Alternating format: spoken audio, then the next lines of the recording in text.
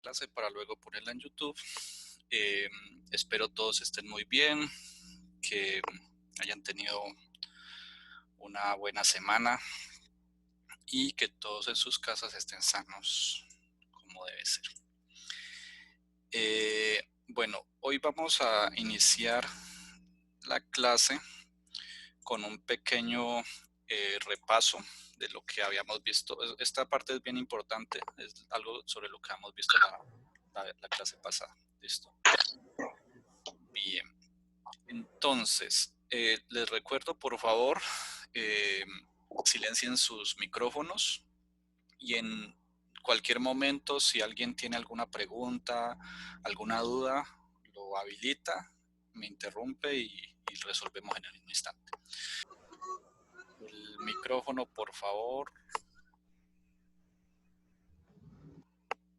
Listo, muchas gracias. Y para poder calcular esas resonancias, entonces, perdón.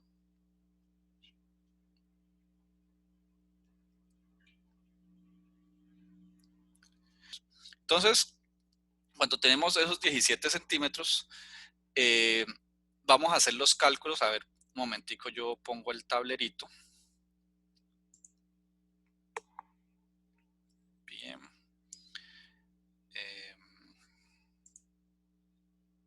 Listo. Ok. Entonces, la ecuación para ese caso es ¿cuál? La ecuación era que las frecuencias, ¿cierto? Fn era igual a n que multiplica a la velocidad del sonido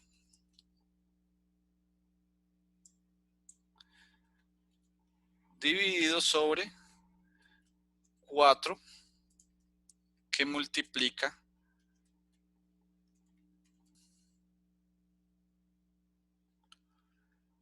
sacan la calculadora.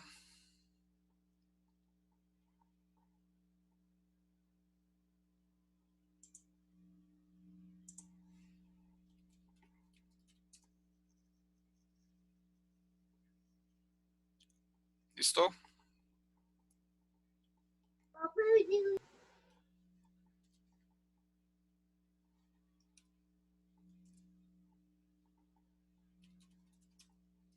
Profe, una pregunta, ¿L qué vendría siendo?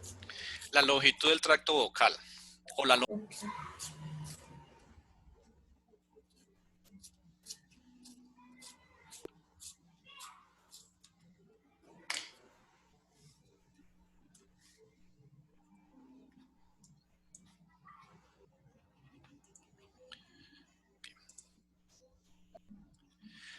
Listo. Entonces, eso es lo que vamos a tener en cuenta. ¿Listo? Entonces, cuando yo calculo esas frecuencias, por eso es que aquí el primer formante me da 1000, el segundo formante me da 1500, tercer formante 2500, no recuerdo por qué se pone el cuarto formante, este no debería estar aquí, perdón por eso. ¿Listo? Listo. Como estamos hablando de un tubo cerrado en un extremo, perdón. Apaguen ese micrófono.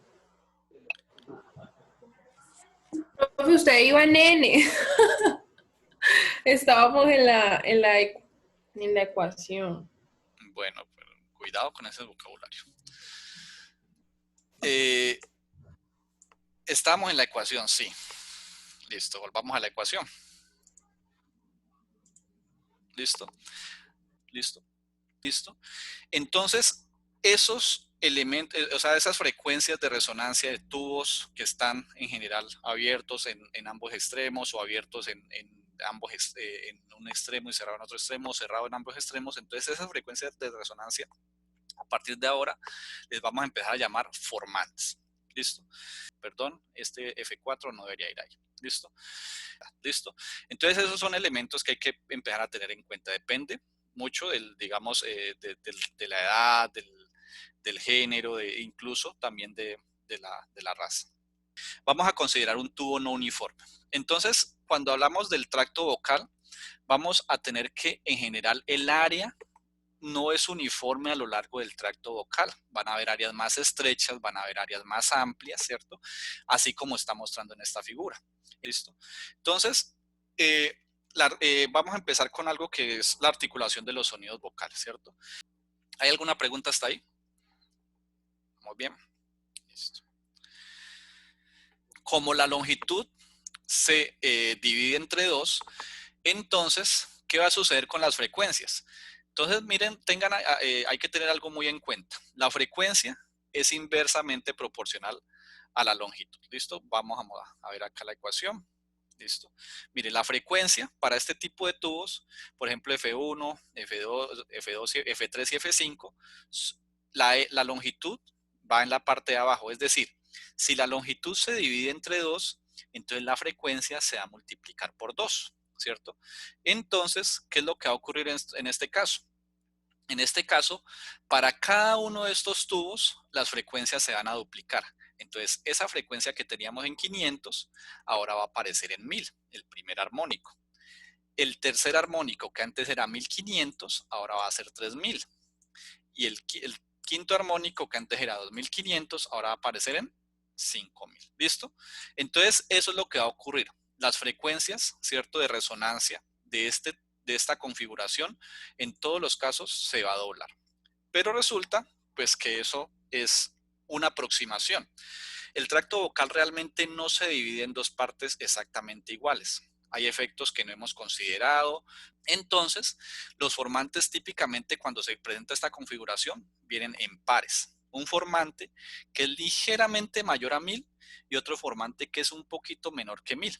¿Listo? Entonces, por ejemplo, el formante 1 y el formante 2 van a aparecer de esta forma. ¿Listo? O sea, la frecuencia debería ser, teóricamente, ¿cierto? Desde los cálculos de la ecuación, debería ser 1000. ¿Listo? Pero realmente, normalmente se presentan en pares. Entonces, aquí debería aparecer, ¿cierto? En la parte central. Pero van a aparecer dos frecuencias. Una por encima, que por ejemplo va a ser 1240 típicamente, y otra por debajo en 780. ¿Listo? Y lo mismo en el otro caso, ¿cierto? Entonces, la siguiente frecuencia también va a aparecer una ligeramente por encima de los 3000 y la otra ligeramente por debajo de los 3000. Y ahí entonces tenemos 4 formantes. Otra configuración. Supongamos que tenemos un estrechamiento en la zona media. ¿Listo? Entonces, por ejemplo, supóngase que la lengua, ¿cierto? La parte frontal de la lengua está elevada.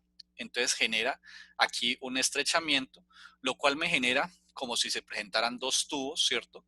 Un tubo que está en esta zona, que está cerrado en ambos extremos. ¿Listo? Y otro tubo que está en esta zona, ya en la parte frontal, en la parte, digamos, cercana de los dientes, que está cerrado en un extremo y abierto en otro extremo, ¿cierto? Entonces, aquí podemos ver como la aproximación gráfica de cómo sería eso, es la configuración de los tubos. Entonces, la cavidad de la faringe se vuelve una cavidad amplia, ¿listo? Que sería esta parte de aquí. Y aquí lo que estamos haciendo es elevando la lengua, ¿cierto? Entonces, ahí en esa parte, ¿qué es lo que ocurre? Ocurre un cierre en esta parte, ¿cierto? Una zona muy estrecha. Y luego, acá en la parte delantera, entonces vamos a tener el otro tubo. Entonces, algo que, digamos, ¿para qué típicamente sería? Por ejemplo, para la I, ¿cierto? Ustedes pueden hacer la I y esa típicamente es la configuración de esa vocal. En este caso, es una configuración un tanto más compleja y ya no nos sirve, digamos, los modelos simples de tubos, sino que hay que agregar un elemento adicional que no vamos a entrar en detalle. Pero en ese caso, entonces, se tienen 3 elementos que están en esa configuración. Primero, un tubo cerrado en ambos extremos. ¿Cuál es? Es este de aquí, ¿cierto? Ese tubo cerrado en ambos extremos, entonces, tiene unas características acústicas bien particulares. Ese tubo ahí, adicionalmente, está conformado por algo que conoce como un resonador de Helmholtz. Ese resonador de Helmholtz es una estructura física que corresponde a un sistema de resonancia cuando se presentan que los tubos están cerrados en ambos extremos. ¿Listo? No vamos a entrar en detalles en ese aspecto. Y el otro elemento que ahí aparece ahí es el tubo que está abierto en un extremo, que es lo que les comentaba, que es correspondiente a esta parte oral, ¿cierto?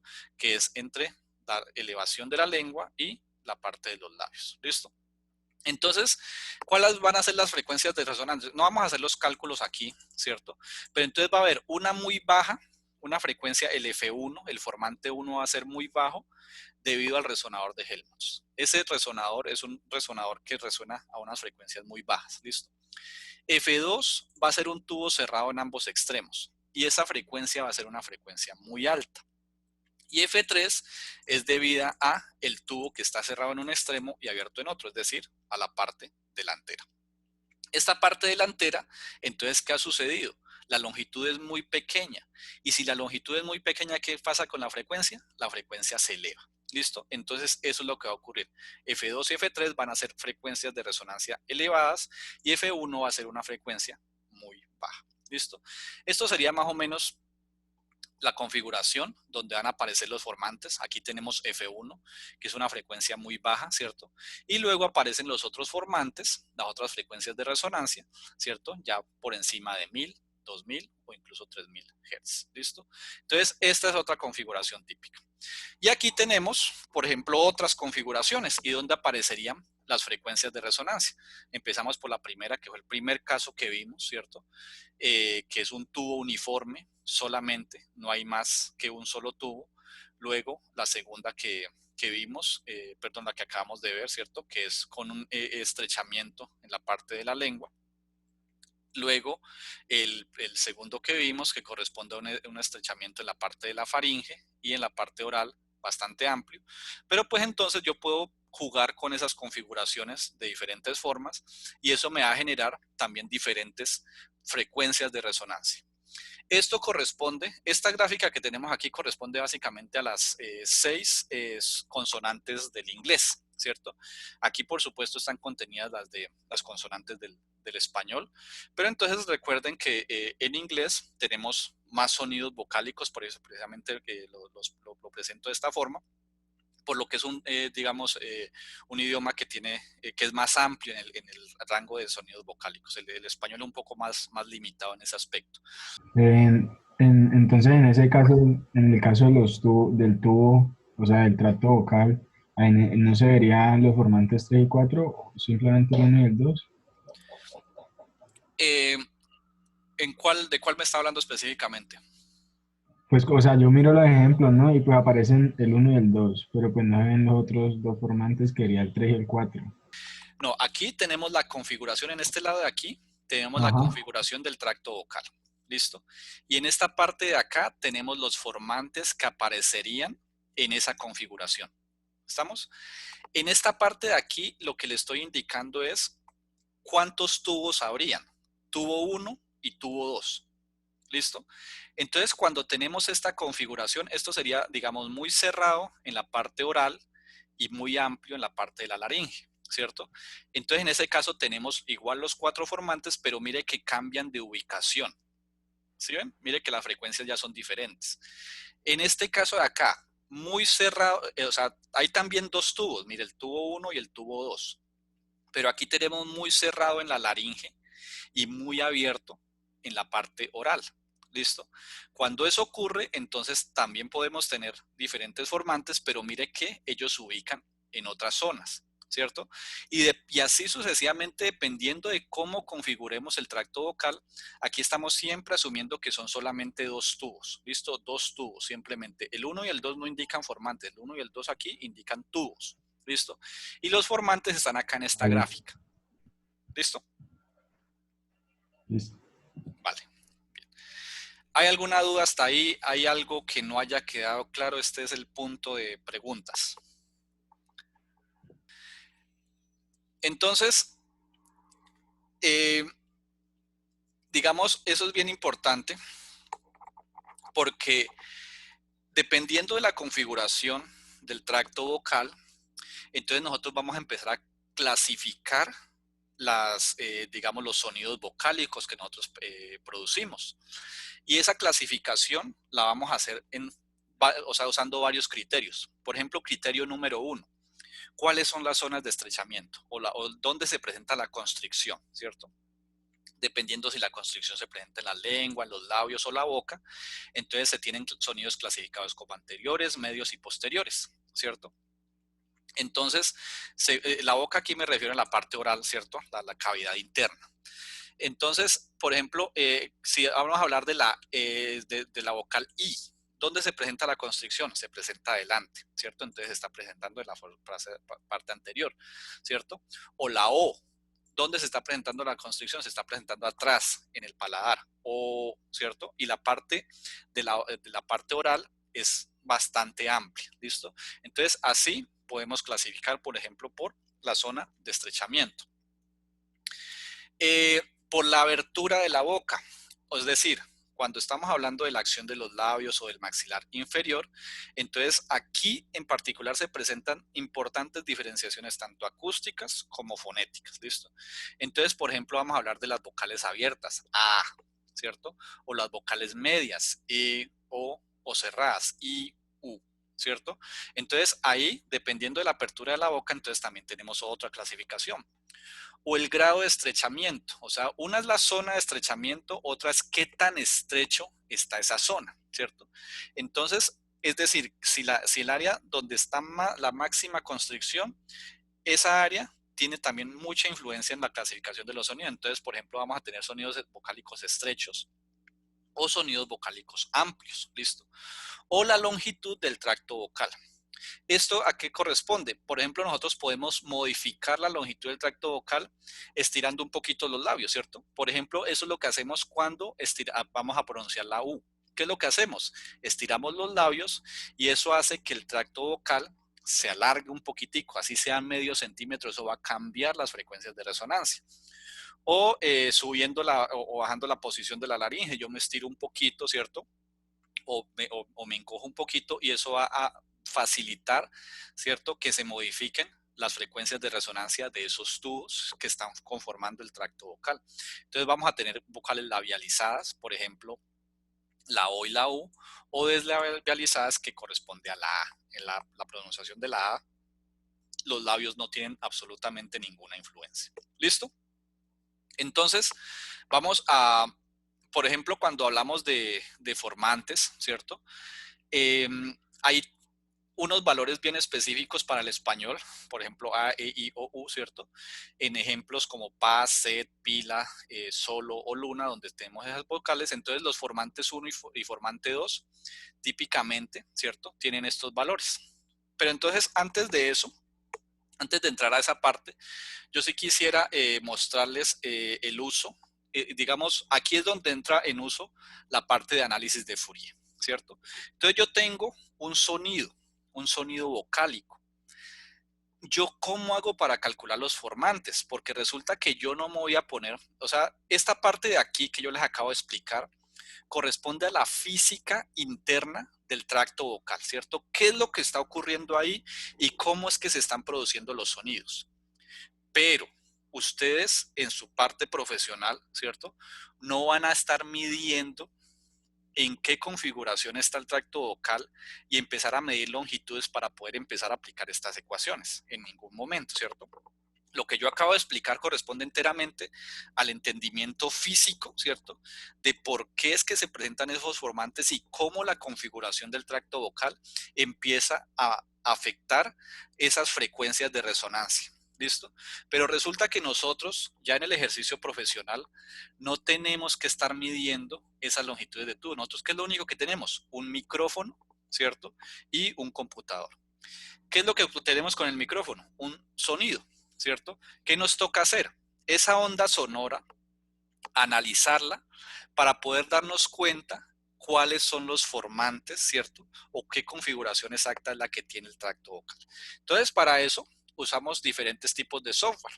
Vamos a hablar, por ejemplo, yo les había mencionado hace días, en la clase anterior les había hablado de Pratt, ¿cierto? Pratt es un software bastante importante para la parte de fonoaudiología, todo lo que son análisis de fonoaudiología y de acústica se hacen típicamente en Pratt. Entonces yo les mandé una documentación, todavía no vamos a empezar a utilizarlo, pero sí les agradecería que traten de empezar a explorarlo, de empezar a mirar. Yo les envié un tutorial. En principio no van a entender exactamente qué es lo que está haciendo, pero pues ese es el objetivo, que poco a poco vayamos entendiendo qué es lo que me muestra ese software. ¿Listo? Entonces, vamos a un software que también puede ser bastante útil. El Audacity es, a ver, ¿dónde está? Aquí está. Listo, aquí lo tenemos. ¿Todos lo están viendo? Espero que sí. Listo. Entonces el Audacity es un software simplemente de grabación y manipulación de audio. Entonces, por ejemplo, yo aquí puedo empezar a grabar. Hola, 1, 2, 3, sonido, bla, bla, bla, ¿cierto? Y, o sea, el audio empieza a grabarse cuando le doy aquí en esta parte, o simplemente lo detengo aquí con stop, o lo puedo reproducir con esta parte de aquí, ¿cierto? ¿Estamos? Esta parte de aquí, algo que quiero que veamos es, esto se conoce como el oscilograma, ¿cierto? El oscilograma en este caso corresponde a un audio que está en estéreo. ¿Qué es algo estéreo? Que tiene dos canales, que me va a reproducir, digamos, un sonido en un oído. Si, por ejemplo, yo tengo audífonos y el otro sonido me lo va a representar, me lo va a reproducir en el otro audífono. Esta parte de aquí, si yo le hago zoom, listo, vamos a mirar qué es lo que vemos ahí. Listo. Miren, esta parte de aquí corresponde a la vibración, ¿cierto? Y a los sonidos que está capturando el micrófono. Todo lo que hemos visto hasta ahora corresponde exactamente a eso. Miren, ¿qué es lo que ustedes están observando aquí? Esta sección de aquí, por lo menos, ¿cierto? Es una sección periódica, ¿cierto? Miren que todo se va repitiendo. Miren que en esta parte de acá, ¿qué es esto de aquí? Miren que ha cambiado y el sonido va cambiando paulatinamente. En la medida que yo voy pronunciando diferentes palabras, ¿cierto? Entonces, asimismo, el sonido va cambiando y digamos las componentes sinusoidales o la parte armónica, ¿cierto? Que se va agregando, van a ser diferentes. Entonces, esas irregularidades, mire que aquí se empiezan a notar. ¿Listo? Quiero, por ejemplo, grabemos una vocal. Voy a generar, aquí, por ejemplo, yo puedo agregar tracks mono o estéreos, ¿cierto? Mono es cuando me genera un solo canal. Entonces empecemos, por ejemplo, a grabar una vocal. Ah, ¿cierto? Entonces aquí la A corresponde como tal, ¿cierto? Yo lo que he tratado de hacer es que tratar de mantener el tracto vocal en una configuración específica. Veamos, hagamos zoom, ¿cierto? A ver, un momento. Bien. El Audacity tiene una característica bien importante y es que esto funciona, o sea, muy sencillo y es como copiar y pegar. Entonces, por ejemplo, esta parte de aquí no me gusta, la quiero eliminar. Entonces, lo que hago es seleccionarla y simplemente suprimir y me elimina esa parte. Por ejemplo, esto de acá ya es silencio, ¿cierto? Entonces, yo también lo puedo eliminar. Esta parte de aquí ya corresponde enteramente a la vocal. Entonces, yo quisiera, por ejemplo, hacer esta parte de aquí tiene muy poquito volumen. A mí me gustaría ampliar el volumen de esa grabación. Entonces me voy acá donde dice Effect y aquí en esta parte donde dice Amplify.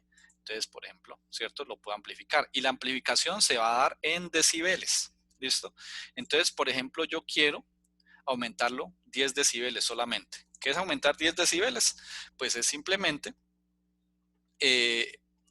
digamos, lo que hemos visto, multiplicar la amplitud por 10, ¿cierto? Entonces ahí ya la amplitud va a estar un poquito más grande, ¿cierto?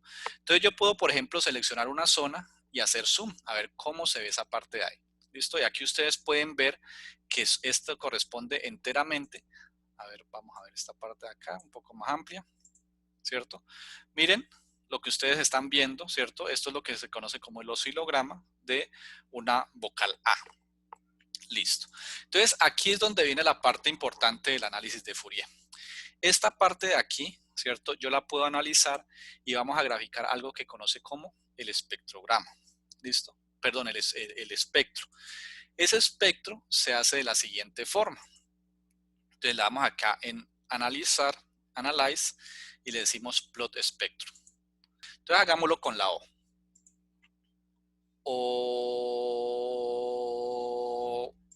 ¿Listo? Entonces aquí vamos a tener la grabación de la O, ¿cierto?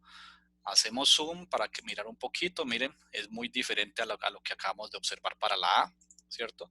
Entonces borremos esta parte inicial que no me sirve, borremos la parte final que tampoco me sirve, amplifiquémoslo un poquito, ¿cierto? Amplifiquemos un poco, pero amplifiquémoslo también solamente 10 decibeles, ¿listo? Y ahora sí, hagamos el análisis. Entonces, plot espectro. Entonces, aquí podemos ver los dos, ¿cierto? Entonces, esto es, por ejemplo, para la O, ¿cierto? Y esto es para la A. Entonces, ¿qué es lo que estamos viendo? O sea, hay una diferencia significativa muy, muy grande para el caso de la O. Y nosotros habíamos visto, por ejemplo, ¿cierto? Vamos acá al final. Para la O, normalmente los formantes están en unas frecuencias más o menos bajas, 570 y 870. Y para la A hay un formante que está más o menos alto, ¿cierto? 730 y 1090 más o menos, ¿cierto? Entonces, aunque en principio ustedes, o sea, aquí no, digamos, no se nota mucho, los formantes corresponden a estas concentraciones de energía que se ven aquí típicamente, ¿listo? Entonces, aunque Audacity como tal no me permite dibujar exactamente dónde están ubicados los formantes, aquí ustedes pueden notar que hay una diferencia grande y fuerte entre lo que es el análisis de Fourier para la O y el análisis de Fourier para la A, ¿cierto?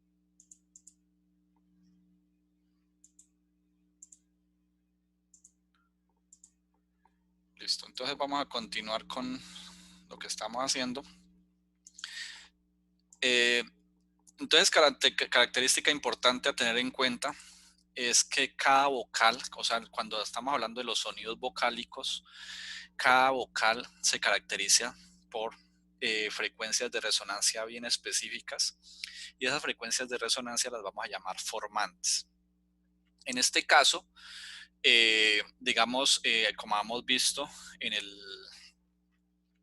la caso particular de los tubos resonantes, entonces esos tubos van a resonar ciertas frecuencias dependiendo de si están abiertos o cerrados en uno de los extremos. Pero entonces para el caso ya de las vocales, no vamos a ponernos a pensar si es que está abierto o cerrado en un extremo, sino que simplemente todos los formantes los vamos a numerar en orden, F1, F2, F3, F4, ¿cierto? En la medida como ellos vayan apareciendo. Y siempre vamos a llamar a F0 la frecuencia fundamental que corresponde a la frecuencia de la vibración de las cuerdas vocales. Entonces eso es algo bien importante a tener en cuenta. Otro aspecto a tener en cuenta es que dependiendo de la configuración del tracto vocal, entonces los formantes para cada una de las vocales van a estar ubicados en puntos de frecuencia bien específicos que los van a caracterizar bien. Resulta que aquí vamos a dibujar una gráfica. En un eje vamos a poner el formante 1 y en el otro eje vamos a poner formante 2. ¿Listo? Y vamos a etiquetarlos. Entonces por aquí, por ejemplo, pongamos F1, ¿cierto? Y por acá pongamos el valor de F2. ¿Listo? Entonces, por ejemplo, para el caso de la A, ¿cuál era el valor de F1? Entonces ahora sí empecemos con el primero, la A. El primer formante 700, ¿qué? 30. 730. Entonces, y el primer formante va a estar por 700, que es más o menos en esta zona. ¿Y el segundo dónde está? En 1090. Listo, entonces, básicamente esta sería la ubicación para la A, ¿cierto? Ahí donde está ese puntico. Estamos, ahora dígame para la E. En F1 530. Y el primero, Por eso F1 y F2 pero 1840. 530 y F2 1840, o sea, como por esta zona de acá, ¿cierto? O sea, esa sería para la E. Entonces, pedantico, yo etiqueto esto aquí, esta es la A, ¿cierto? Y esta acá es la E. ¿Estamos? Ahora, ¿cuál fue la otra? La E, A, E, I, O. La I. La I, bueno. La I que tiene F1. F1 390. 390, o sea, está por acá abajo, más o menos en esta zona. Y F2, 1990. 1990. Entonces está más o menos por acá, por esta zona. 390 y 1990. Sí. Más o menos por aquí, calcularía yo, ¿cierto? Bien, entonces eso corresponde a la I. Y. De ahí. Bien. O. En la O, en F1, 570. 570 en F1 En y F2, 870. 870 en F2. O sea, está por acá abajo más o menos, ¿cierto? 570 y 870. Señor. Listo. Entonces por aquí más o menos sería la O.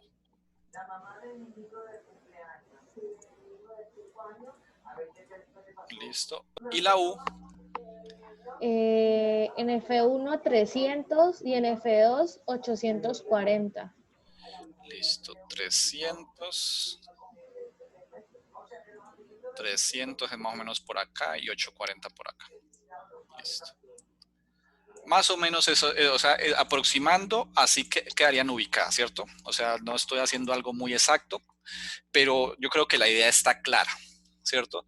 Entonces, ¿qué ponemos en el eje 1? En el eje 1 colocamos el valor del primer formante y en el eje 2 ponemos el valor del segundo formante y empezamos a ubicar cada una de las vocales aquí, ¿cierto? Entonces, aquí es lo que ustedes van a observar, es que las vocales están como más o menos en ese espacio, están separadas, ¿cierto? Y se pueden identificar claramente una de otra. Resulta que cuando yo tomo estas tres vocales en particular, la I, la A y la U, eso lo que forma es algo que conoce como el triángulo vocálico, ¿listo? Estas de aquí, por ejemplo, ¿cierto? Y noten que las otras están como más o menos ahí en medio, ¿cierto? La E está como por esta zona, ¿cierto? Y la O está como por esta zona del triángulo vocal, ¿listo? Entonces, esos extremos se conocen como las aristas, ¿cierto? Y las partes intermedias simplemente, pues, o sea, no, muchas veces no se mencionan, pero es algo bien importante a que ustedes tengan presente. Entonces, ¿cómo se construye el triángulo vocálico? Se le dice al paciente o a la persona que estamos evaluando, pronuncia de forma sostenida la I, pronuncia de forma sostenida la A, pronuncia de forma sostenida la U, ¿listo? Entonces ya tenemos formante 1, formante 2, graficamos y eso es lo que me genera el triángulo vocálico. Entonces, esto es bien importante porque, por ejemplo, para diferentes patologías, ¿cierto? Vamos a tener que el triángulo vocálico va a cambiar de forma. Este es un triángulo vocálico normal, ¿cierto? Pero, por ejemplo, un niño con síndrome de Down o un niño con, digamos, paladar hendido o una persona que tiene, digamos, parálisis cerebral o, sí, Parkinson o diferentes patologías que pueden afectar la producción del habla. Profe, para apoyarte allí, disculpa, te interrumpo. Sí, Eh, yo miré, pues ya una materia que más adelante de fono, y sí, allí se logra evidenciar gran diferencia cuando, por ejemplo, son docentes que tienen patologías de voz, ya la producción, ya la producción de las consonantes va cambiando todo el tema de los formantes. Ejemplo, exactamente. cuando se presentan patologías, ya sea de tipo hipotónico o hipertónico. Las hipotónicas son las que las cuerdas vocales ya están más débiles y las hipertónicas son por pólipo, quistes, granulomas o cáncer, ya ese se altera directamente. Y nosotros lo miramos o lo observamos más lo que usted nos está explicando desde la voz. ¿Vale? O sea que esto no está completamente desfasado de lo que están haciendo ustedes. Me parece súper bien. Entonces, esta parte, ¿cierto? Digamos, para hacer, y ¿cuál es la ventaja de hacer el análisis desde este punto de vista? Que el análisis es un análisis objetivo.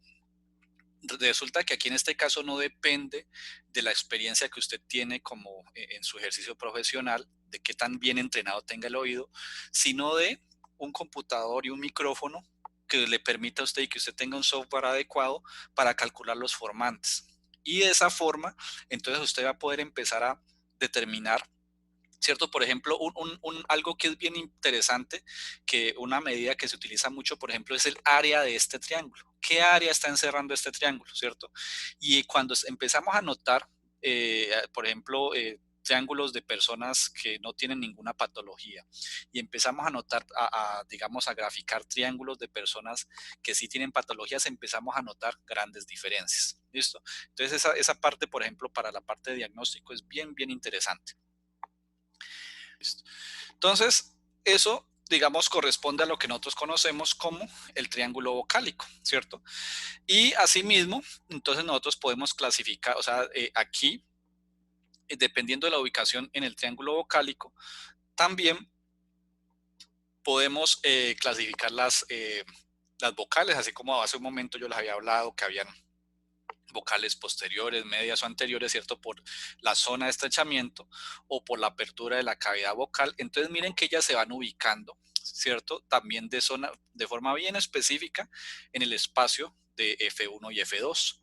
Entonces, por ejemplo, la A, miren, corresponde más o menos a la gráfica que acabamos de hacer. La A, la I, que es esta de acá, ¿cierto? En este extremo de acá, y la U, que es este extremo de acá, ¿cierto? Y la O, efectivamente está aquí en medio y la E acá en esta parte de acá, ¿cierto? Entonces, esto es lo que conoce como el triángulo de las vocales. Listo. Entonces, por ejemplo, las vocales cerradas y anteriores, ¿cierto?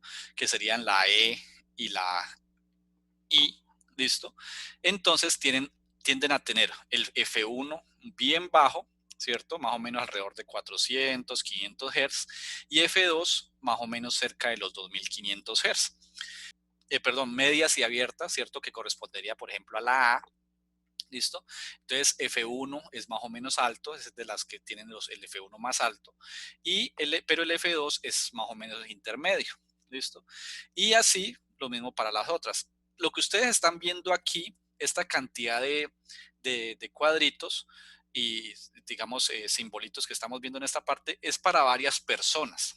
Cada punto, ¿cierto?, corresponde a pronunciaciones de vocales de diferentes personas y lo que se está mostrando aquí es que más o menos para varias personas, en promedio, lo que estamos observando es un comportamiento similar para todos ellos. ¿Listo? Entonces eso es como la parte más importante de lo que es el análisis de formantes y la relación de todo lo que hemos visto desde la parte de vibración de cuerdas, vibración en tubos abiertos o cerrados, frecuencia, análisis de Fourier y ya su relación directa con lo que es, digamos, esta parte de aquí que es bien importante para el análisis de las vocales, ¿listo? Lo que son sonidos vocálicos.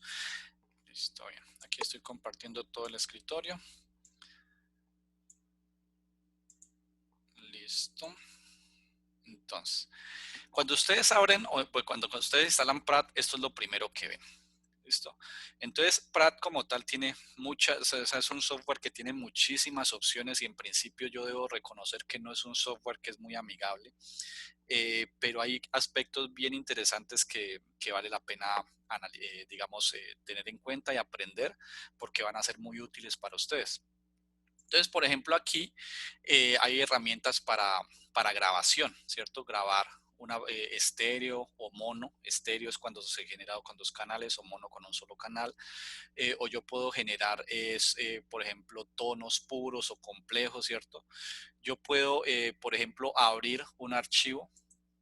Abramos, por ejemplo, algunos de los archivos que yo les acabé de mostrar. Por ejemplo, hablamos la A. ¿Listo? Entonces, ahí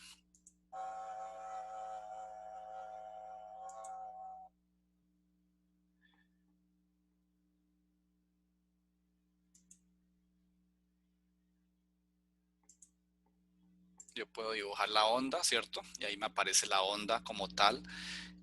Hay una parte aquí que no recuerdo dónde es esta parte de aquí, exactamente, donde me aparece algo que conoce como el oscilograma y la parte de abajo se conoce como el espectrograma. ¿Listo?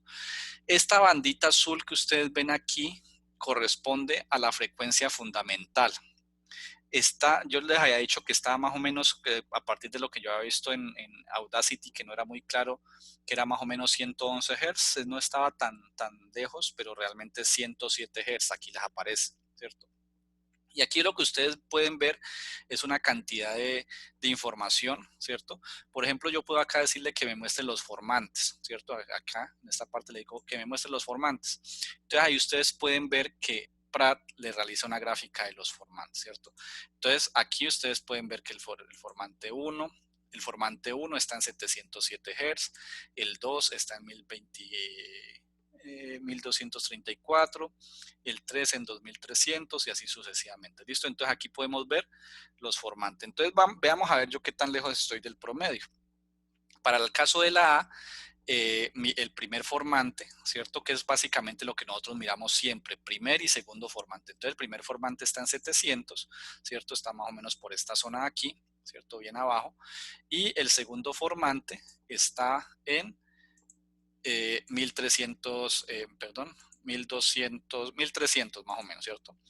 1500, 1300. Entonces mi A está más o menos como en esta zona de aquí. Entonces, para eso es para lo que les va a servir Pratt.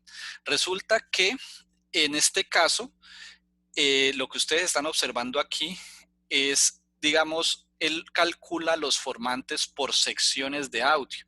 Entonces él coge y toma una sección pequeñita y ahí calcula el formante. Y va tomando y va avanzando por secciones de audio, ¿cierto? Por ejemplo, en esta sección y en esta sección y en esta sección va avanzando y en cada sección calcula cuáles son los formantes y cuál es la frecuencia fundamental. Entonces, lo normal que ocurre es que, o sea, idealmente lo que yo les había mostrado hace un momento es que el tracto vocal se modela como secciones de tubos, o sea, como acoples de tubos que no cambian, ¿cierto? Idealmente no deberían cambiar, pero yo como tal sí tengo cierta variación, o sea, es posible que sí se presente cierta variación, entonces por eso se hace por secciones de audio, por zonas pequeñas, ¿cierto? Y eso es lo que ustedes observan aquí. Y lo que observan es que hay pequeñas variaciones con respecto a los formantes, es decir, yo no soy capaz de sostener una tan perfecta. El primer formante sí se nota que es bastante estable, ¿cierto? Pero en el segundo ya empieza a haber como más o menos inestabilidad y así sucesivamente. Recuerden que en 8 días tenemos el segundo examen. ¿Listo? Pero entonces recuerden, me pueden contactar vía correo electrónico en cualquier momento del día, no hay ningún problema. Siempre y cuando yo esté disponible, les respondo inmediatamente. ¿Listo? Yo les estaré comunicando la estrategia para el examen y por supuesto que va a tratar de que sea lo más adecuado para todos.